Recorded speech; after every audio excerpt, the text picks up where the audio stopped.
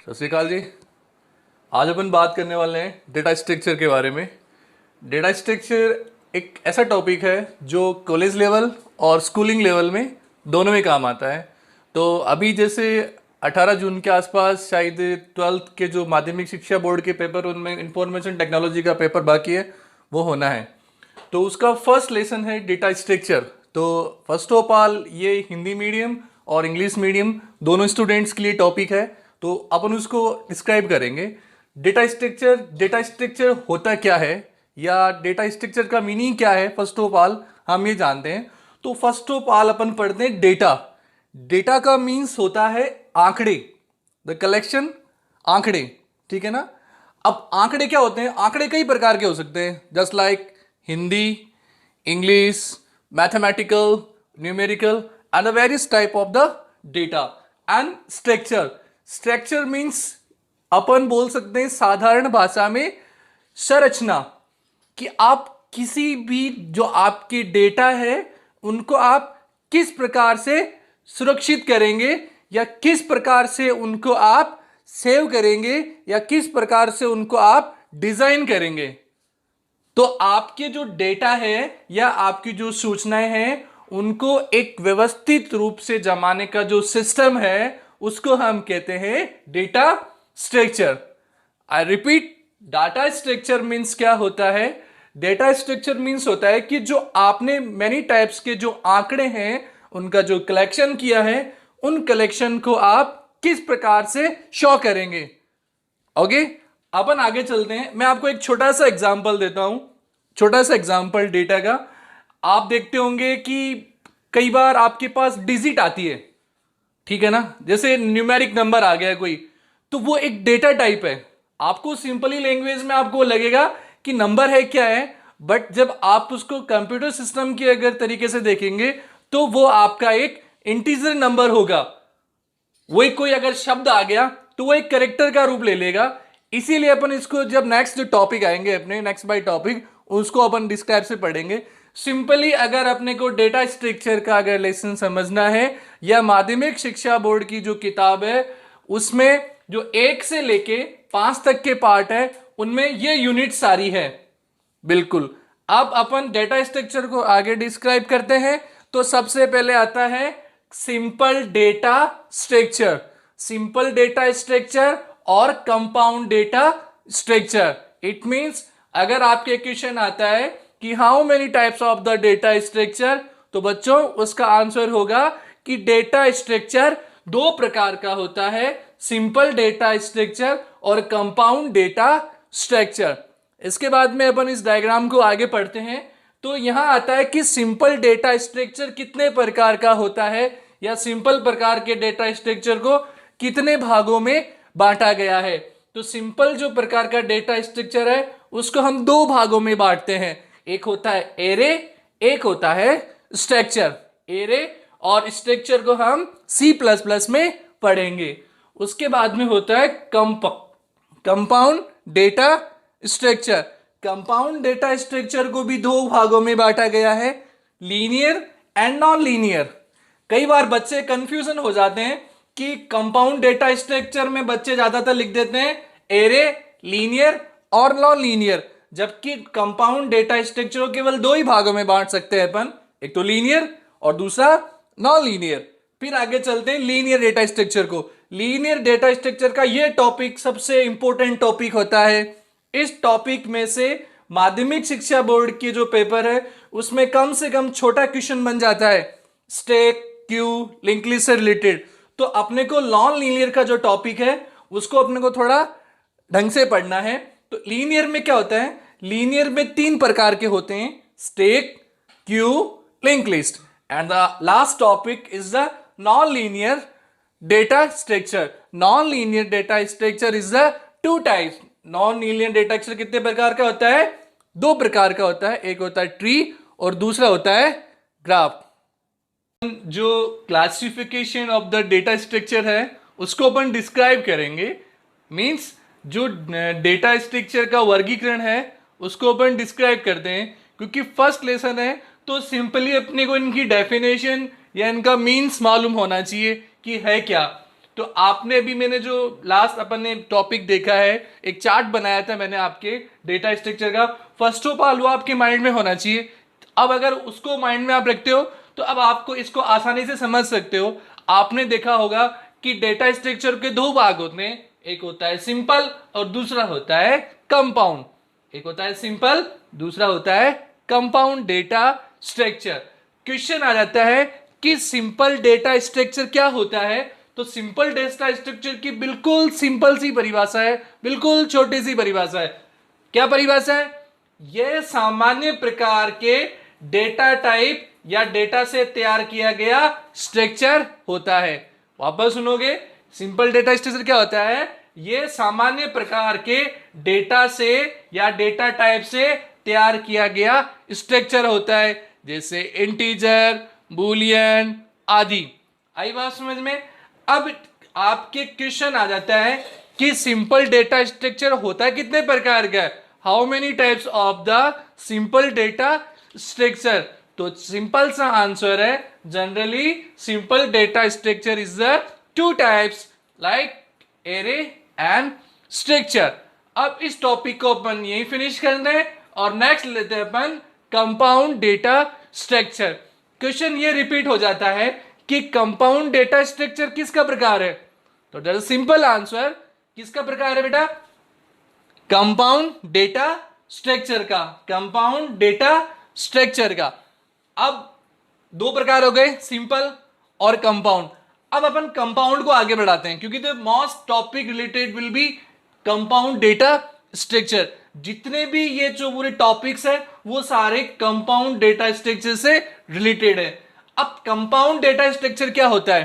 Compound data structure होता है क्या है? मैं ये कह सकता हूं कि जो सिंपल डेटा स्ट्रक्चर है उनको चेंज करके हम कंपाउंड डेटा स्ट्रक्चर बना सकते हैं। मींस मेल जोल करके, एक दूसरे का कनेक्ट करके, एक दूसरे को मिला करके, संयोजित करके अपन कंपाउंड डेटा स्ट्रक्चर तैयार कर सकते हैं। तो right the definition of the compound data structure.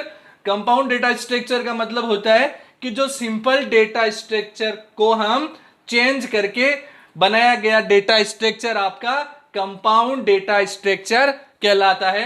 आपको केवल एक वर्ड याद करना है कि जो चेंज करके बनाया गया डेटा स्ट्रक्चर है वो कहलाता है कंपाउंड डेटा स्ट्रक्चर। अब कंपाउंड डेटा स्ट्रक्चर भी कितने प्रकार का होता है?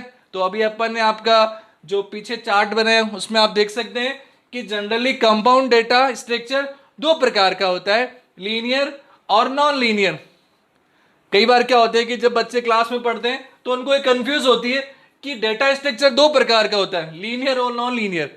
बट ये रॉन्ग है, डेटा स्ट्रक्चर दो ही प्रकार का होता है, सिंपल और कंपाउंड। अब कंपाउंड को अपन आगे क्लासिफिकेशन कर रहे हैं या डिस्क्राइब कर रहे हैं, तो इसमें समझने लायक दो टॉपिक हमारे सामने आते हैं, एक होता है लीनियर और दूसरा होता है नॉन लीनियर। अब नॉन लीनियर या लीनियर की एक नंबर की डेफिनेशन आ सकती है आपके एग्जाम में कि लीनियर क्या होता है या नॉन लीनियर क्या होता है। अब बच्चों को सबसे पहले इसकी परिभाषा मालूम होनी चाहिए। लीनियर का मतलब होता है कि जो सिंगल लेवल का डेटा स्ट्रक्चर है, सिंगल लेवल का डेटा स्ट्रक्चर है, हिंदी में बोल सकते हैं अपन एकल लेवल, एकल स्तर, एकल स्तर या सिंगल लेवल का जो डेटा स्ट्रक्चर है वो कहलाता है आपका लीनियर। और आपका जो नॉन लीनियर है उसका मतलब होता है कि जो मल्टी लेवल का जो डेटा स्ट्रक्चर है, मल्टी लेवल का जो डेटा स्ट्रक्चर है वो आपका कहलाता है नॉन लीनियर डेटा स्ट्रक्चर। अब आपके एग्जाम में कभी उदाहरण पूछ लिया जाता है कि नॉन लीनियर डेटा स्ट्रक्चर कितने प्रकार का होता है, तो नॉन लीनियर जो डेटा स्ट्रक्चर है वो आपका दो ही प्रकार का होता है, एक होता है ट्री और दूसरा होता है ग्राफ। और लीनियर डेटा स्ट्रक्चर के कितने प्रकार होते हैं? लीनियर डेटा स्ट्रक्चर के तीन प्रकार होते हैं। कौन कौन से? स्टैक, क्यू और लिंक लिस्ट। ठीक है, तो ये जनरली टॉपिक आपको यहां से बड़ा इंपॉर्टेंट है, एक नंबर का क्वेश्चन रिपीट हो सकता है आपके कि लीनियर और नॉन लीनियर में क्या अंतर है, लीनियर और नॉन लीनियर में क्या अंतर है, या स्टैक, क्यू, लिंक लिस्ट किसके उदाहरण है। आई बात समझ में? तो इस टॉपिक को अब अपन डिस्क्राइब से, जब इनके टॉपिक आएंगे आपके, जैसे ये अपन फर्स्ट लेसन की बात कर रहा हूं मैं, स्टैक, क्यू, लिंक लिस्ट, इन सब के लेसन सेकंड, थर्ड और फोर्थ में अपन इनको डिस्क्राइब से विथ एग्जांपल पढ़ेंगे। लेकिन फर्स्ट ऑफ ऑल आपको ये टॉपिक्स क्लियर हो जानी चाहिए कि क्या टॉपिक थे या क्वेश्चन क्या प्रकार के आएंगे। लेसन नंबर 1 से केवल आपका 1 नंबर का क्वेश्चन आएगा। लेसन नंबर 1 से केवल आपके 1 नंबर का क्वेश्चन आएगा और वो क्वेश्चन बन सकता है आपका यहां से। इसलिए अपन को ये टॉपिक आपको ढंग से पढ़ना है। ओके, अब अपन नेक्स्ट क्वेश्चन लेते हैं लेसन नंबर 1 का। डेटा स्ट्रक्चर पर किए जाने वाले ऑपरेशंस कौन कौन से होते हैं, या डेटा स्ट्रक्चर पर कितने प्रकार के ऑपरेशन परफॉर्म किए जाते हैं। यह क्वेश्चन मेजर आता है, 1 नंबर का 2 नंबर का क्वेश्चन आता है। तो इसके लिए आंसर सिंपल सा आंसर है।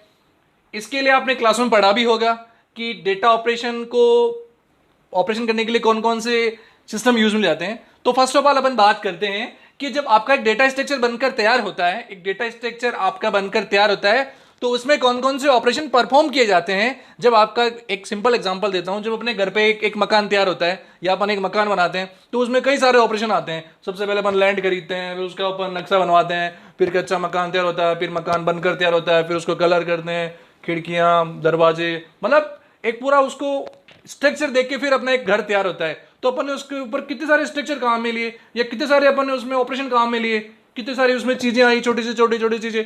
तो उसी प्रकार जब आप डेटा स्ट्रक्चर बनाते हो तो उसमें कई प्रकार के ऑपरेशन काम में आते हैं। उनमें सबसे पहला आता है insertion, deletion, searching, traversing, sorting और मर्जिंग। 6 नाम है आपके सामने। तो 6 नाम को आपको सिंपल सा तरीका है याद रखने का। मैं आपको एक ट्रिक्स बता रहा हूं छोटी सी, ये ध्यान रखना।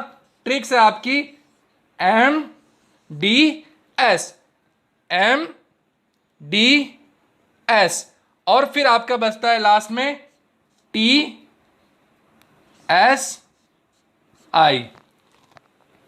ये आपके सामने एक छोटी सी ट्रिक्स है जिसको आप याद रख सकते हो। लेसन नंबर 1 में एक शॉर्ट ट्रिक्स है MDS TSI। अब अपन इसको आगे पढ़ते हैं।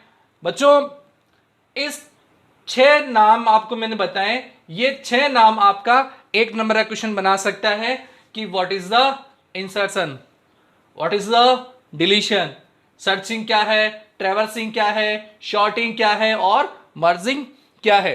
तो चलो अपन इनको एक बार शॉर्ट में देख लेते हैं। इंसर्शन क्या होता है, इंसर्शन क्या होता है? सिंपल सा आंसर है, जब आप डेटा स्ट्रक्चर बनाते हो, जब आप डेटा स्ट्रक्चर बनाते हो और उसमें आप कोई नया तत्व जोड़ते हो, जब उसमें कोई नया तत्व जोड़ते हो तो उसको अपन कहते हैं इंसर्शन। उसके बाद में आता है डिलीशन। डिलीशन का मतलब होता है हटाना। अर्थात जब आप डेटा स्ट्रक्चर बनाते हो और उसमें से किसी भी तत्व को अगर हटाना हो तो उसके लिए अपन डिलीशन प्रकार के ऑपरेशन का प्रयोग में लेते हैं। आपके सामने आ जाता है कि डेटा स्ट्रक्चर में से किसी तत्व को हटाने के लिए कौन सा ऑपरेशन काम में लिया जाता है, तो answer right will be deletion. Next आपका होता है सर्चिंग। बच्चों, सर्च का मतलब आप सभी जानते हो, आप गूगल पे सर्च करते हो, सर्च का मतलब होता है खोजना। तो आप अपने डेटा स्ट्रक्चर में से जब किसी तत्व को खोजते हो तो वो आपका कहलाता है सर्चिंग। ट्रैवर्सिंग, ट्रैवर्सिंग थोड़ा सा आपको कंफ्यूज करेगा, ट्रैवर्सिंग है क्या। ट्रैवर्सिंग का होता है कि आपके जो डेटा है उसको प्रोसेसिंग के लिए तैयार करना या उसकी प्रोसेसिंग करना, वो कहलाता है आपकी ट्रैवर्सिंग। शॉर्टिंग, शॉर्ट का मतलब होता है आपको व्यवस्थित क्रम में जमाना। आपने छोटे क्लास में पढ़ा होगा आरोही और अवरोही, ascending to descending, descending to ascending. मतलब आपको जो आपका डेटा स्ट्रक्चर के जो तत्व है उनको व्यवस्थित रूप में जो जमाने का जो तरीका है, जो सिस्टम है, वो आपका शॉर्टिंग कहलाता है। और लास्ट है बच्चों मर्जिंग। मर्जिंग 1 नंबर का क्वेश्चन आ जाता है कई बार कि मर्जिंग क्या है। बच्चे सारा पढ़ लेते हैं पर मर्जिंग नाम के टॉपिक को भूल जाते हैं पूरी किताब में। बोले गुरुजी 1 नंबर का ये चैप्टर है, जो लेसन नंबर 1 है उसमें से इतने क्वेश्चन थोड़ी आएंगे, पर किताब में क्वेश्चन नंबर आ जाता है कई बार कि मर्जिंग क्या है। अब बच्चे कंफ्यूज हो जाते हैं, सारा टॉपिक उन्होंने पढ़ रखा है पर मर्जिंग नहीं है, ठीक है ना। तो मर्जिंग क्या होता है, दो डेटा स्ट्रक्चर को मिलाकर, दो डेटा स्ट्रक्चर को मिलाकर एक नया बनाया गया जो डेटा है वो कहलाता है आपका मर्जिंग। मतलब क्या होता है, दो डेटा स्ट्रक्चर को मिलाकर एक नया स्ट्रक्चर बनाया जाता है या नया एक डाटा स्ट्रक्चर बनाया जाता है, उसको अपन कहते हैं मर्जिंग। अब अपन अपने शॉर्ट ट्रिक की तरफ आ जाते हैं। फर्स्ट ऑफ ऑल आप एम से क्या बन गया, एम से बन गया आपका मर्जिंग, डी से बन गया आपका डिलीशन, एस से बन गया आपका शॉर्टिंग, टी से बन गया आपका ट्रेवर्सिंग, एस से बन गया आपका सर्चिंग और आई से आपका बन गया इंसर्सिंग। लेसन नंबर फर्स्ट का लास्ट टॉपिक है एल्गोरिथम। एल्गोरिथम क्या है? कंप्यूटर साइंस का जो टॉपिक है एल्गोरिथम, वो एक बेसिक टॉपिक होता है। एल्गोरिथम होता है क्या? एल्गोरिथम, तो एल्गोरिथम की अपन बात करते हैं कि एल्गोरिथम है क्या। एक नंबर का क्वेश्चन आता है कि एल्गोरिथम है क्या।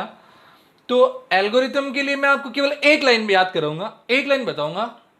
एल्गोरिथम किसी भी समस्या को हल करने का एक तरीका है।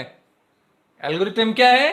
किसी भी समस्या को हल करने का एक तरीका है। फॉर एग्जाम्पल, जैसे आप नेट यूज कर रहे हैं, आपको कुछ सर्च करना है, जैसे लाइक गूगल पे कुछ सर्च करना है, तो सबसे पहले आप क्या करते हो, अपने सेलफोन, टैबलेट या आप लैपटॉप पे उस टॉपिक को सर्च करते हो।